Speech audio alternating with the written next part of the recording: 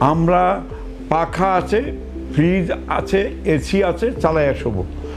আমরা শতবার বলি যে আপনার মোবাইলটা আপনার বালিশের নিচে রাখবেন না, মোবাইলটা বালিশের নিচেই রাখা হবে। আপনার একটা মোবাইল থাকবে পায়ে, একটা থাকবে মাথায়। একটু জানলা খুলে রাখলে ভালো অক্সিজেন পাওয়া যায়, জানলাটা খোলা রাখবে না। জানলা বন্ধ করে এসি এবং পাখা সমানতালে ছাইরায়, এর মধ্যে আবার একটা চাদর মোড়া দিয়ে তারপরে শুইতে হবে। এর ফলে যে আমাদের অনেক অক্সিজেন আমরা পাইলাম না।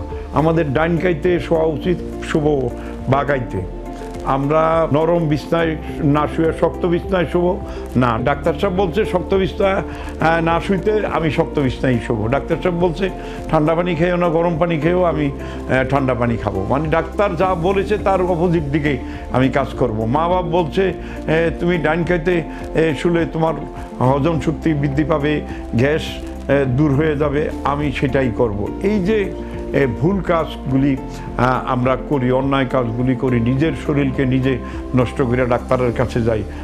এর ফলে আমাদের সমাজে আর কত ডাক্তার আছে, কত আর আমরা প্রতিরোধ করব, প্রতিশোধ করব। অতএব আলহামদুলিল্লাহ, আমার একটি কথা যে আমার স্বাস্থ্য আমার কাছে। আমি যত বেশি মুরব্বীদের কথা মানব, ডাক্তারের কথা মানব, স্বজনের কথা মানব, সুবচনের কাছে থাকব, কুবচনের কাছে যাব না, নিশা জাতীয় খাবার খাবো না, নিশার কাছে যাব না, কর্মের ভিতরে থাকব, কর্মস্পৃহাটা অনেক বেশি থাকবে, ততই কিন্তু আমরা সুস্থ সবল সুন্দর হয়ে গড়ে উঠব।